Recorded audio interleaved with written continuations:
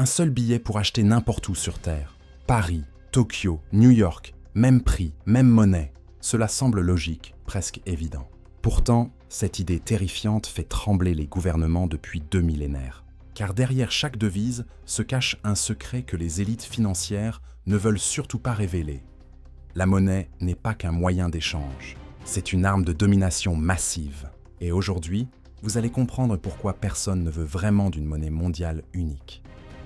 Imaginez que demain, tous les pays adoptent la même devise. Plus de dollars, d'euros ou de yens. Une seule monnaie universelle pour 7 milliards d'humains.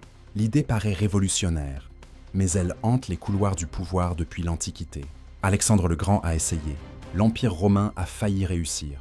En 1944, l'économiste John Maynard Keynes a proposé le Bancor, une devise internationale qui aurait changé l'histoire. Ils l'ont refusé. Pourquoi ? Parce qu'une monnaie unique mondiale signifierait la fin du jeu le plus rentable jamais inventé, le contrôle souverain de la création monétaire. Ce que vous allez découvrir expose les mécanismes cachés qui régissent l'économie mondiale, les tentatives secrètes d'unification monétaire et surtout, les raisons inavouables pour lesquelles aucun État ne veut vraiment partager ce pouvoir ultime. L'histoire commence il y a 23 siècles. Alexandre le Grand conquiert un empire qui s'étend de la Grèce jusqu'aux portes de l'Inde. Sur ces territoires gigantesques vivent des dizaines de peuples avec des centaines de monnaies différentes. Alexandre comprend immédiatement qu'un empire ne peut fonctionner avec autant de devises. Il frappe alors des drachmes d'argent portant son effigie, des pièces standardisées qui circulent de la Macédoine à Babylone. C'était la première tentative d'unification monétaire à l'échelle quasi mondiale. Pendant des décennies, ces drachmes ont survécu à leur créateur et ont facilité le commerce sur 3 continents. Mais à sa mort, l'Empire explose, et avec lui, l'unité monétaire. Pourquoi ? Parce que ces généraux ont compris que contrôler la monnaie, c'était contrôler le pouvoir. Avançons de 4 siècles. Rome domine le monde connu. L'Empire frappe l'oreux, une pièce d'or d'une pureté exceptionnelle, équivalent à 25 deniers d'argent. De l'Écosse à l'Égypte, de l'Espagne à la Syrie, la même devise circule pendant 300 ans. C'était la monnaie unique la plus aboutie de l'Antiquité. Un commerçant romain pouvait traverser l'Empire entier avec ses aurets et ses deniers sans jamais avoir à les échanger. Imaginez l'efficacité économique. Plus de frais de change, plus de risques de fluctuation. Le rêve absolu pour le commerce. Mais voilà ce qu'on ne vous dit jamais. Rome a détruit son propre système par cupidité. L'empereur Néron, confronté à des dépenses militaires colossales, réduit la teneur en argent des deniers de 20%. Ses successeurs continuent. Au IIIe siècle, le denier ne contient presque plus d'argent, juste du cuivre recouvert d'une fine pellicule. L'inflation explose. Un heureux qui valait 25 deniers sous Jules César en vaut des milliers 3 siècles plus tard, puis des centaines de milliers, puis des millions. L'Empire s'effondre, économiquement détruit de l'intérieur. La leçon ? Même la monnaie unique la plus réussie de l'histoire a été sabotée par ceux qui la contrôlaient. Parce que quand un État possède le monopole de la création monétaire, la tentation de tricher devient irrésistible. Pensez-y comme à un restaurant qui imprimerait ses propres tickets de caisse. Au début, il respecte les règles. Mais quand les finances se tendent, pourquoi ne pas créer quelques tickets supplémentaires ? C'est exactement ce que font les gouvernements avec leur monnaie nationale. Et c'est exactement pourquoi ils refusent une monnaie mondiale qu'ils ne pourraient pas manipuler. Faisons un bond dans le temps. Juillet 1944. Bretton Woods, New Hampshire. La Seconde Guerre mondiale n'est pas encore terminée, mais 44 nations alliées se réunissent déjà pour définir le système monétaire d'après-guerre. Dans cette conférence, 2 hommes s'affrontent. Harry Dexter White, représentant les États-Unis, et John Maynard Keynes, délégué britannique et économiste le plus influent du siècle. Keynes arrive avec un plan révolutionnaire. Créer une monnaie supranationale appelée le Bancor, gérée par une union internationale de compensation. Cette devise ne circulerait pas entre les citoyens, mais entre les États pour régler leur balance commerciale. Plus important encore, le Bancor aurait pénalisé aussi bien les pays excédentaires que les pays déficitaires, forçant tout le monde à maintenir un équilibre. C'était génial, équitable, visionnaire. Les Américains l'ont rejeté. Pourquoi ? Parce qu'en 1944, les États-Unis possèdent 2/3 des réserves d'or mondiales et la seule économie intacte de la planète. White impose alors son propre plan, faire du dollar la devise pivot mondiale, convertible en or à 35 $ l'once. toutes les autres monnaies seront arrimées au dollar. Résultat, les États-Unis obtiennent ce qu'aucun empire n'avait jamais possédé, le privilège de créer la monnaie de réserve internationale. Comme l'a dit un ministre américain des Finances, le dollar est notre devise, mais votre problème. Traduisez, nous imprimons, vous subissez l'inflation. Ce système fonctionne jusqu'en 1971. Les États-Unis financent la guerre du Vietnam en créant des dollars. Trop de dollars. Les pays européens, méfiants, commencent à échanger leurs réserves contre l'or américain. Les coffres de Fort Knox se vident. Le 15 août 1971, le président Nixon suspend unilatéralement la convertibilité du dollar en or.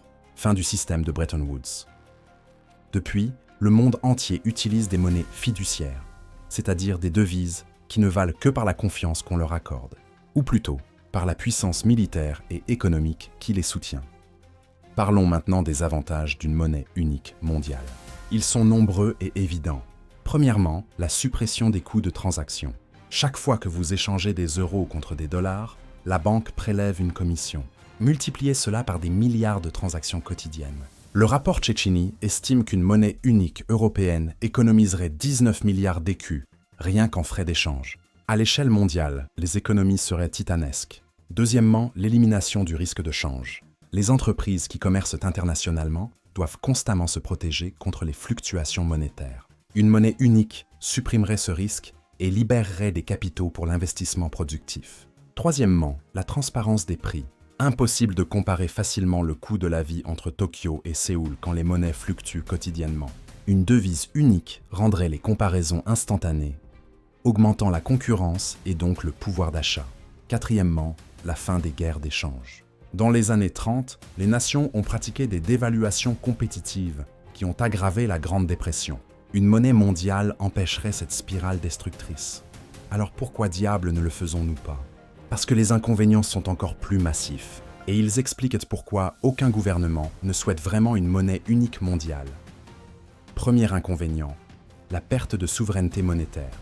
Quand un pays contrôle sa monnaie, il peut l'ajuster selon ses besoins économiques. Une récession, on baisse les taux d'intérêt et on crée de la liquidité. Une surchauffe, on resserre la politique monétaire. Avec une monnaie unique mondiale, impossible. La politique monétaire serait la même pour l'Allemagne en pleine croissance et pour la Grèce en récession. C'est exactement le drame de la zone euro.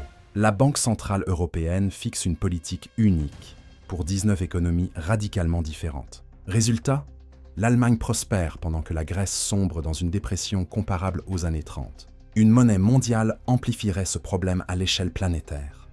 Deuxième inconvénient, l'avantage stratégique des monnaies nationales. La Chine maintient le yuan artificiellement sous-évalué pour rendre ses exportations moins chères. Cette manipulation a transformé la Chine en usine du monde, avec une monnaie mondiale terminée. Chaque pays devrait affronter la concurrence internationale avec les mêmes armes. Les pays émergents perdraient leur principal levier de développement économique. Les pays développés ne pourraient plus dévaluer pour relancer leurs exportations. L'ajustement se ferait alors uniquement par les salaires et l'emploi. Traduction. Davantage de chômage, davantage de souffrance sociale. Troisième inconvénient. Qui contrôlerait cette monnaie mondiale ? Le plan Keynes prévoyait une gouvernance internationale équilibrée. Noble intention. Mais regardez la réalité. Le Fonds monétaire international est dominé par les États-Unis et l'Europe, la Banque mondiale également. Pensez-vous sérieusement que la Chine, l'Inde ou le Brésil accepteraient une monnaie mondiale contrôlée par l'Occident ? Inversement. Washington abandonnerait-il le privilège du dollar pour une devise où Pékin aurait son mot à dire ? Jamais. Le problème n'est pas technique, il est géopolitique. Quatrième inconvénient, le risque systémique. Aujourd'hui, si le réal brésilien s'effondre, le dollar américain reste stable. Avec une monnaie unique mondiale, une crise dans n'importe quelle région contaminerait instantanément la planète entière. Aucun coupe-feu, aucune protection. L'économie mondiale deviendrait un navire gigantesque sans compartiments étanches. Un seul trou et tout coule.